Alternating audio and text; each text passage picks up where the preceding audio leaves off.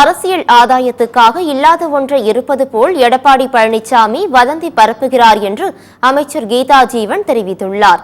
அவர் வெளியிட்டுள்ள அறிக்கையில், எங்கே எது நடக்கும், அதில் நமக்கென்ன அரசியல் ஆதாயம் கிடைக்கும் என அலைந்து கொண்டிருக்கும் எடப்பாடி பழனிசாமி படிக்க வரும் கல்லூரி மாணவர்களிடமும் அவர்களின் பெற்றோர்களிடமும் தேவையின்றி அச்ச உணர்வை ஏற்படுத்தும் வகையில் நடந்து கொண்டிருப்பது உண்மையிலேயே அருவருக்கத்தக்க செயல் என்று கூறியுள்ளார்.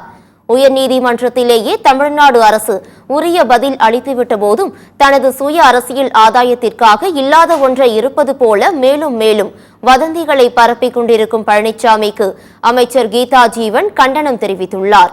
புதுமை பெண் திட்டம், பெண்கள் விடியல் பயணம், மகளிர் உரிமை தொகை என பெண் கல்விக்கும் பெண்கள் முன்னேற்றத்திற்கும் ஒவ்வொரு திட்டத்தையும் பார்த்து செய்து வரும் திராவிட மாடல் ஆட்சி மீதும் முதலமைச்சர் மீதும் என்ன அவதூறு பரப்பினாலும் அதை தமிழ்நாட்டு பெண்கள் துளியும் நம்ப போவதில்லை என்று கூறியுள்ளார்.